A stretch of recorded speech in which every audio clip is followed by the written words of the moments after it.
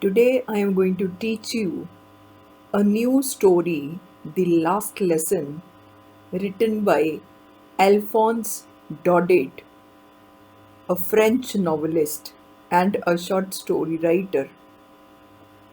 In this story, you shall understand how Franco-Prussian War, which took place in 1870-1871, in which France was defeated by Prussia, and how the districts of Alsace and Lorraine passed into Prussian hands.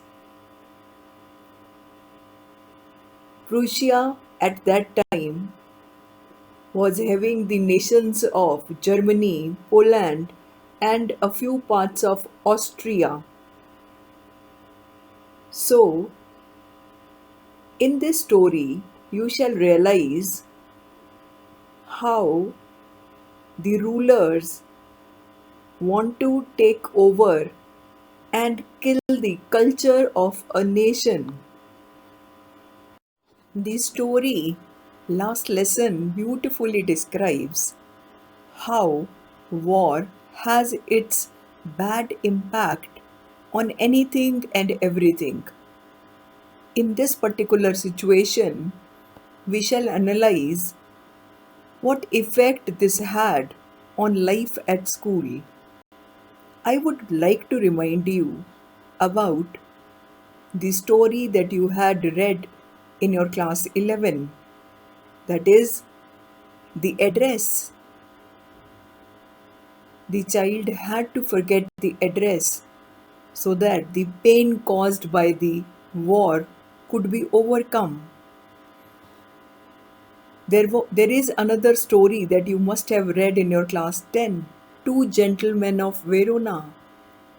How two little boys had to undergo so many hardships and how war had impacted their lives.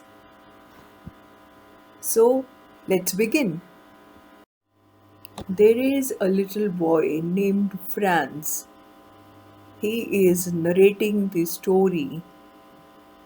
He says, I started for school very late that morning, and I was having the fear that I shall be scolded very badly by my teacher, Mr. M. Hemmel, because my teacher had told me that he would ask me questions on participles, and I had not learnt a single word of it. It was very pleasant outside, it was warm, it was bright. The birds were chirping at the edge of the jungle, edge corner. I also saw Prussian soldiers were exercising. It was so attractive, much more attractive than the rule for participles. But then I controlled myself and I quickly went to school. While I was passing the town hall, I saw that there were a lot of people who had gathered in front of the bulletin board. In the last 2 years, while there was a battle going on, the Prussians and the French were fighting with each other. All the news was conveyed to the common people through a bulletin board by the commanding officer. The news like the battle, the war that has been lost, any new law that has been formed, drafted, any other order that the officer wanted to convey. I was surprised when I looked at the people. I thought, what can be the matter now? What are they doing here?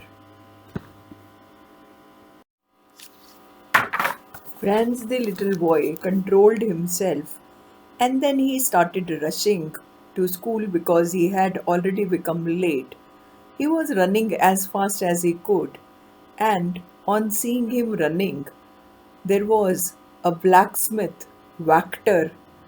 He was also there with his helper, with his assistant. He was reading the bulletin board. He called after him. He said, "Don't go so fast, bub. You will get to your school in plenty of time." Bub, boy. So, Vector, some people say that had mocked at the little Franz because Franz was late, and that is why when he was rushing, Vector said this. But it is not true. The truth is that Vector had already read on the bulletin board that an order had come. Prussians had won, France had been defeated, the districts of Alsace and Lorraine had been taken over, and they had put an order on the bulletin board stating that tomorrow onwards only German language shall be taught in the schools of France. The French people will not have any right to learn their mother tongue. Little Franz did not know anything about it because he had not read the board. He thought that Vector was making fun of him, so he rushed and he reached M. Hemmel's little garden where his classroom was, where he used to go for studying. By the time he reached there, he was breathless, he was panting. Every day when the school started, there used to be a great activity, and that activity is there in every school. When the students come, there is a lot of discussion taking place amongst themselves. They sit down, they keep the bags, there is opening and closing of desks. Then everything gets settled. Then the lessons are repeated together. In unison means together. And since we wanted to concentrate, so every day we would keep our hands over our ears so that we could focus on whatever was conveyed to us. My teacher, Mr. M. Hemmel, kept on rapping, striking his ruler on the table. But surprisingly, today everything was so quiet, everything was so still. I am Franz. I had thought that I have become late for going to school, so I depended upon the chaotic situation which is there early in the morning when the school begins, the commotion, the disorder. I thought I would quietly sneak in without being noticed. But today it was not like this. Everything was so quiet. Everything was so still. It seemed that it was a Sunday morning. I peeped through the window. I saw my classmates sitting in their places.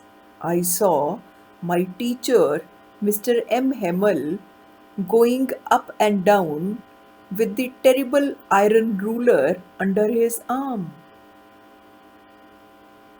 The little Franz feels that the iron ruler is terrible, very bad, because it is used for imposing something. That is why The ruler has been called terrible. When everything was quiet and I had to go inside, I was so embarrassed. I had to open the door and enter in front of everyone. I blushed. I felt so shy. I felt so hesitant. And I was very frightened. Very frightened because I thought my teacher was going to really scold me. Surprisingly, nothing happened. Mr. M. Hemmel did not say anything to me. In a very kind manner, he said, "Go and sit down quickly, little Franz. We were beginning without you." There is a question here. The question is, do these words have any deeper meaning, any other connotation? The words are, "We were beginning without you." The answer is yes, because my teacher was delivering his last lesson, which I did not know about, because the order had come from Prussians. The districts of Alsace and Lorraine had been taken over. The order had been passed. There will be no learning of French language. So, my teacher wanted to include all of us in his last lesson. That is why he said, "We were beginning without you." I jumped over the bench and I sat down. After I relaxed a little bit, I was not scared. Then I realized that there were many changes in the classroom today.